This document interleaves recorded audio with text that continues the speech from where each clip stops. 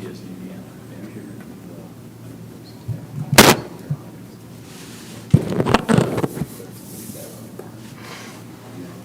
Oops. Missed it. Still kicking. Oh, yeah.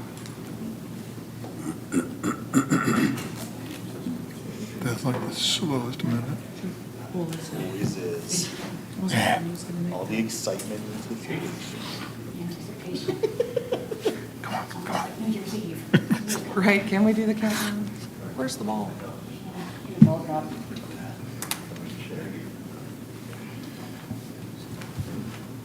This is fun.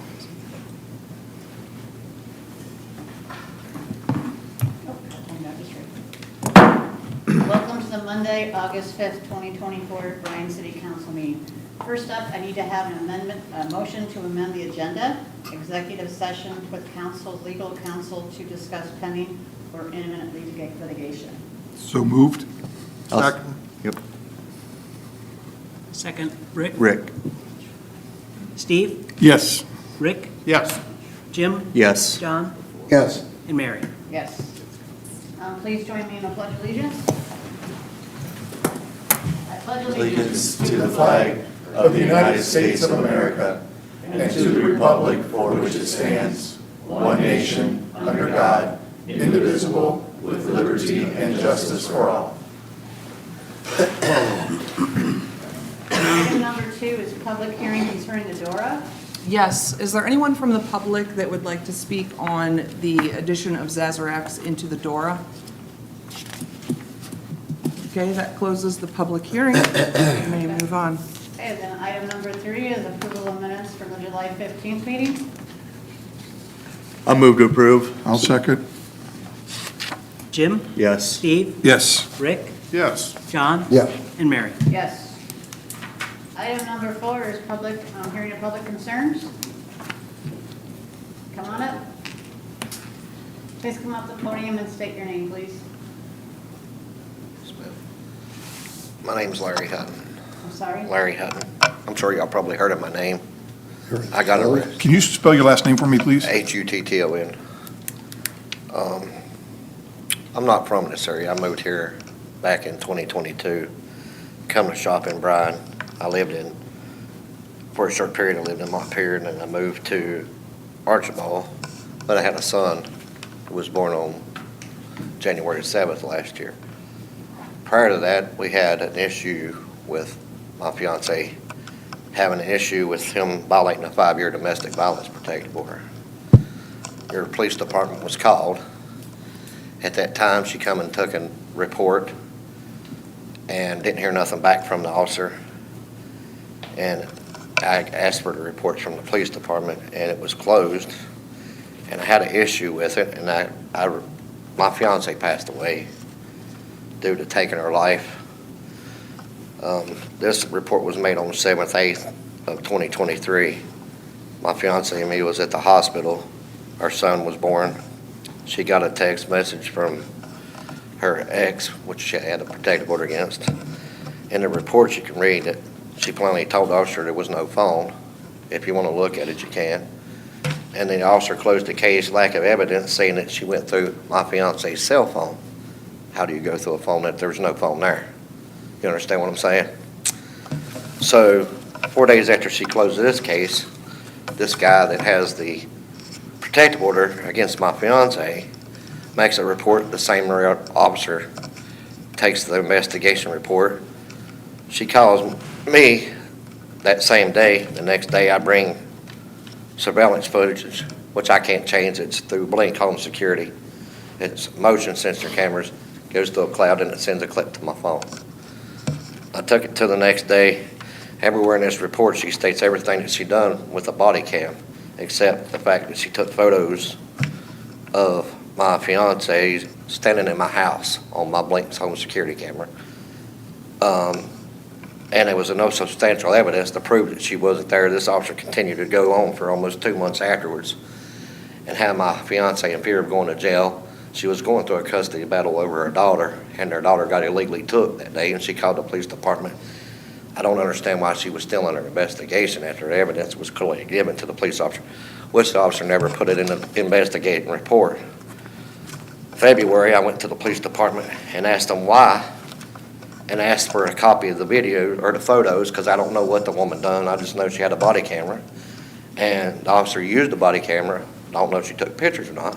For 4 months, I was told there was no such thing. I think I even spoke to the executive secretary for the mayor, and they said it wasn't in the report. On June 6th, I got a copy of the video footage that she took with the body cam.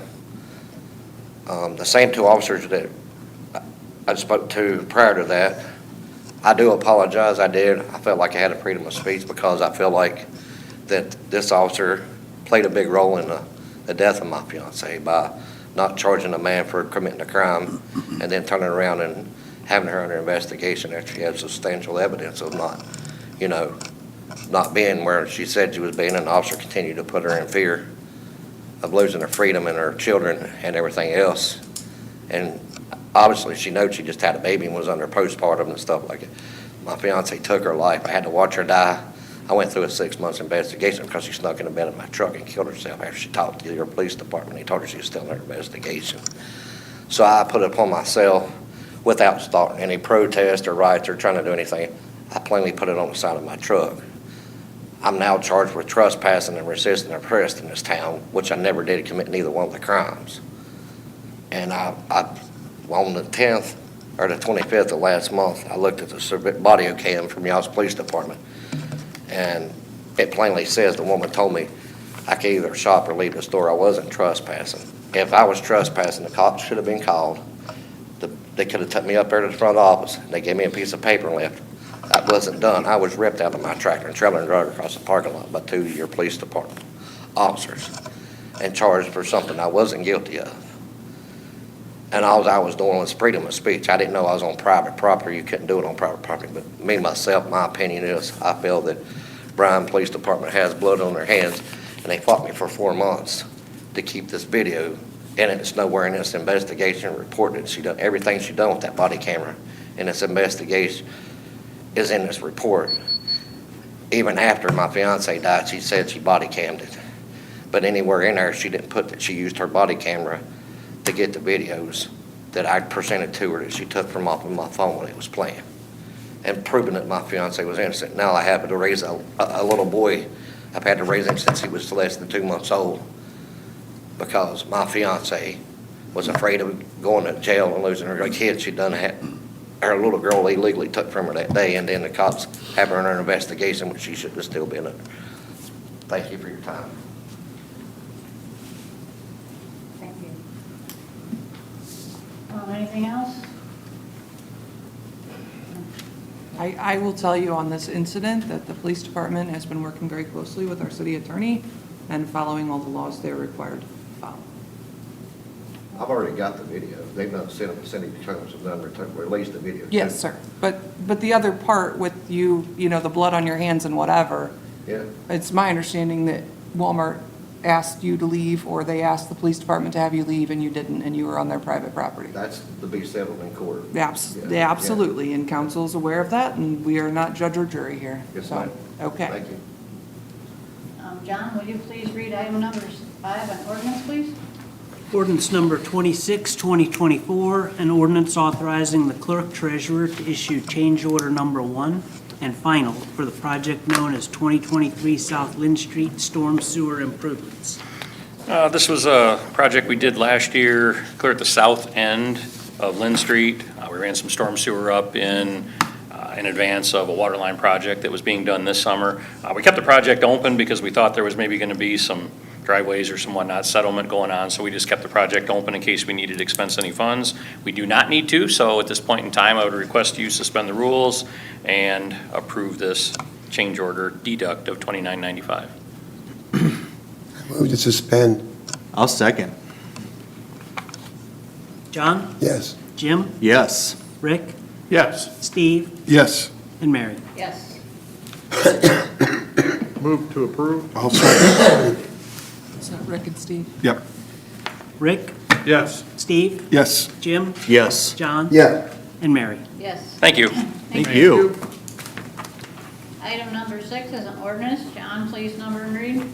Ordinance number 27, 2024, ordinance expanding the current designated outdoor refreshment area, Dora, in downtown Bryan and declaring an emergency. So council, you have been presented with the Dora ordinance that actually keeps geographical boundaries in place. None of that is changing, but at the time, 116 West Butler, which is now Zazarak's, was a retail establishment. That has gone through state designation and all the proper codes and liquor permit process through the trucks that you had granted a few months ago. So Mr. Swanson, on June 28th, received his liquor permit from the state of Ohio. Because it was not in our initial filing for Dora, we are asking that you add that as a liquor permit holder within the Dora, so that he can start selling Dora cups. I'll move to suspend. Second. Jim? Yes. John? Yes. Rick? Yes. Steve? Yes. And Mary? Yes.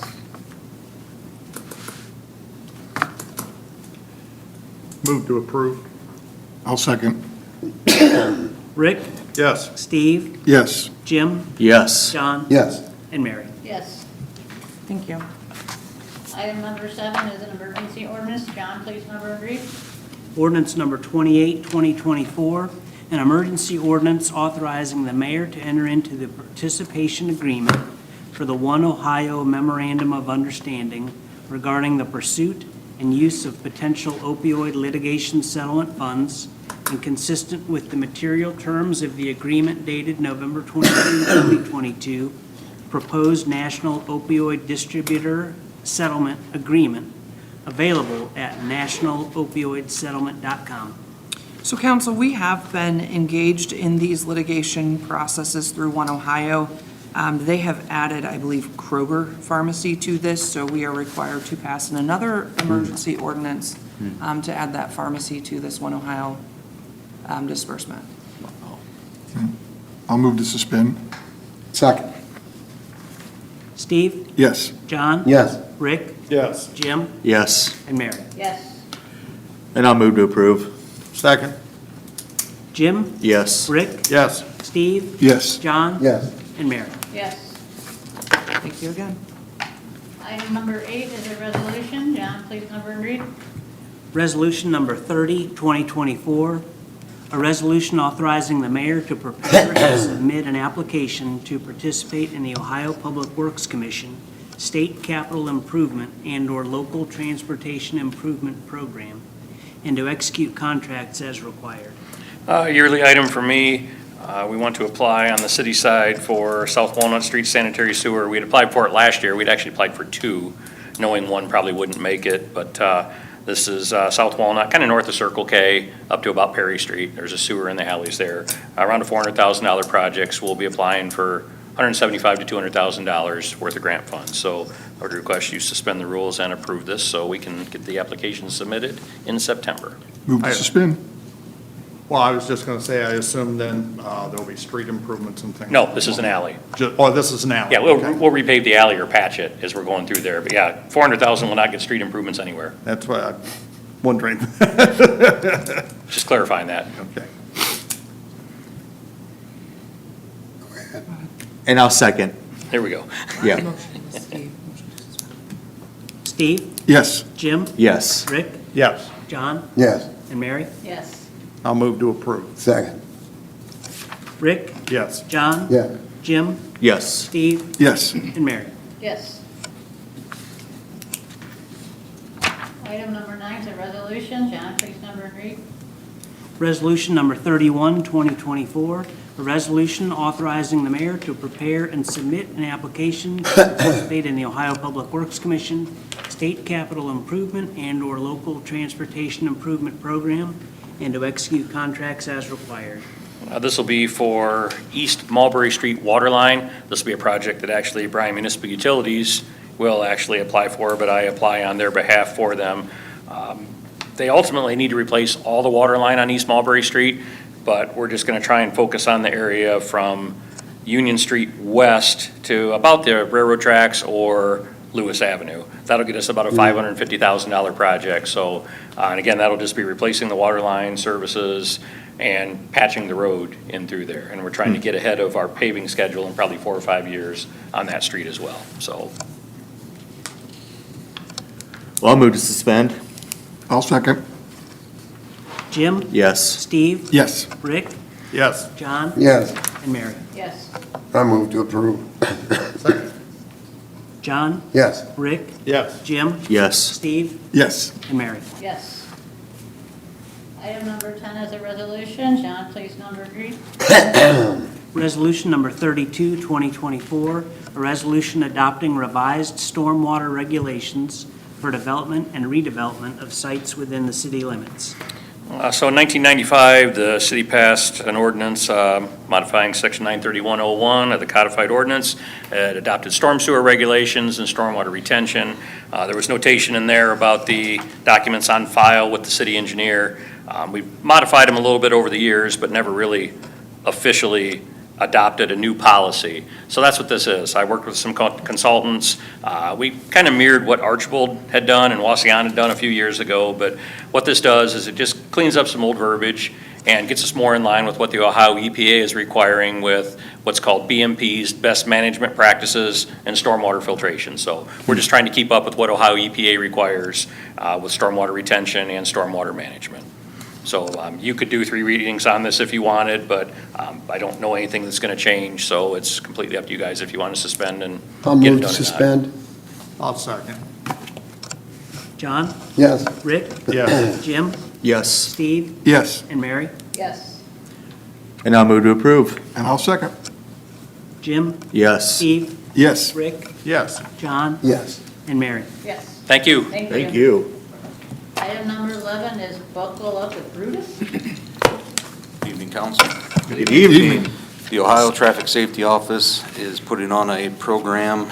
It's completely voluntary for SROs, school resource officers, to target second and third grade classes to educate them on buckling up with Brutus. The program's completely free. They send you the necessary stuff to teach the class and a few novelty items for each student. Reimbursement on that as well is, I believe, $20 per student. So once we get everybody in that age group completed, we should receive roughly $6,000 in funds. So Nice. just need your What's We'll permission. bring a resolution oh, to you guys. go ahead. This will be done through the school then? We are going to have our school resource officers instruct it, and then the police department gets the restitution on it. Gotcha. Nice. So, hey, just a clarification, and somewhat of a stupid question, but it isn't if I need to clarify. Buckling up with Brutus in the first and second grade, the discussion will be the value of seatbelts, or mine? Correct. That is second and third grade. Yeah, okay, thank you. No, that's what I presume, but I always like to know. Thank Yep. you. Sure, yeah, the state of Ohio collaborated with Ohio State University. And Yes. I'd also like to note that it's really generous of Mr. Rary, the superintendent, to let them in because he is not a Buckeye fan. And then item number 12 is fireworks discussion. Yes, fire chief and I have had some conversations with the city's handling of not passing just a complete blanket, banning it from last year. We tried it for a year. Just the month of July for the 4th of July fireworks, the city had several calls of illegal fireworks being shot off. So we would like to move forward with having the discussion of just putting a straight ban on the city for the fireworks. So a resolution will be forthcoming. If you're wishing that, we can have that If we can ordinance proceed with that. drafted. We're trying to get the temperature of council on that. I will say, in some of those several calls, there was one that was set off of Walmart property and one that was on City of Bryan property. Yeah. And that is not legal Right. at all. And some of them that we found were houses that were not within the 150 range that they needed to be. None of the calls the police department responded to were legal in nature. Right. Right. So the thought of the ban is, well, they'll just know they can't do it versus Right. they think they can and they're breaking the law. And I Which- would say the chamber fireworks for Day in the Park would be exempt from this. That goes through a whole permit process that's separate to whatever council would pass. Yeah, the fireworks in the park, a separate issue. But I think this was a discussion that I recall, just to reinforce what you're saying. I believe some council members, I may have been one of them, actually pointed out, will the general public understand the nuances? You're asking for them to discriminate and differentiate at a fairly high level. Here, okay. Here, not okay. Here, not okay. Here, okay. Yeah, When you ask people to do that differentiation, the probability of that happening is going to be extremely low. And what we found was it was apparently, in some estimations, worth a try, but the try does not seem to be worth continuing, is what I'm hearing. Correct, So the yes. question is. The fire department, next step. myself, and I'm the sorry. engineer, we looked, and there's only like 5 places in town. that would- Exactly. That was part of the discussion when it was brought up. Is this worth differentiating over a half a dozen places where you can? So we've come to the excuse me, the police and fire have come to the conclusion, this is not really a good working solution. So the question is, do we need or do we want a resolution? So we want to know if you're okay with us preparing an ordinance for you guys to. I am. Okay, Yeah. to ban it.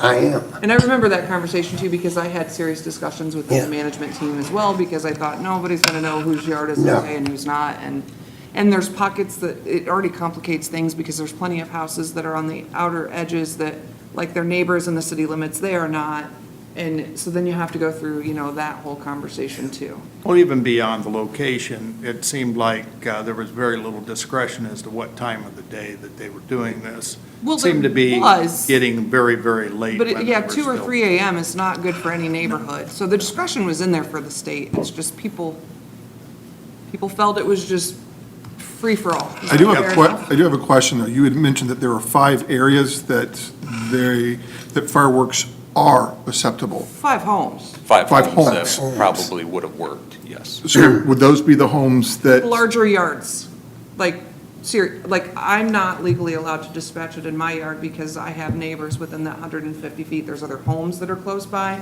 If there are children close by, there's all kinds of ranges for that. Okay. So there were only 5 homes we felt had big enough yards to do this within the city limits. And it's not we had- yours or mine. We had no information that any of those folks were actually ones that were discharging at any point. To your aspect of time, those are outside of the ORC requirement times, so they didn't even apply to any piece of this. And we had some issues with dates as well. They failed to hit the few legal dates that are there. They were still discharging. So just to simplify it, as you said, Mr. Betts, let's just make it clear, don't do it. Right. And then And we that can, that would follow course with almost all the municipalities Yeah, oh, around. yeah, no, exactly. I do have another question, though. Since I recall an incident where we used fireworks at a football game, how would that that work? is a completely different aspect. What we're talking here is the consumer-grade fireworks Okay. that the general public can buy, not the permitted shows that require a licensed exhibitor to Okay. perform. So Good the to know. school had a licensed We did, exhibitor. yes. And even with the chamber, every year, we work with police and fire and Parks Department to make sure that all the perimeters are matched and the areas that need to be gated off are gated off. Even instituting a ban would still allow for sparklers, your fountains and things of that nature. So Okay. And if really the all I school have. wanted to have fireworks again, like, It was pretty cool when we did it, but it's not cheap either. yeah. Did you get what you needed in terms of the temperature, council? Yep, I think so. Okay, well, forward that's with it. Mrs. All right, Fisher. Thank you. Thank you. Appreciate it. Thank you. We'll go around the room now. Mayor, do you have anything you need to add? I have one thing, I got a call from Rebecca Miller, and she used to do our council reporting for the Village Reporter once upon a time, but she is on the committee for the annual Day of Prayer breakfast that Wesley United Church group puts on. I'm sorry, it's a whole prayer group that does it at Wesley Church. So they're just asking that you RSVP if you plan on attend their annual prayer breakfast that is September 24th. Would love to have you there. It is a day focused on praying for local to national elected officials. And then they always ask me to deliver a proclamation, and thankfully I don't have an AMP meeting that day, so I will be there, Mary. You don't have to worry about that. But just if you got the postcard, so send it in very soon if you plan on going, so that they can get an appropriate head count. That's it. Thank you. John, do you have anything? Nothing. Thank Any department heads?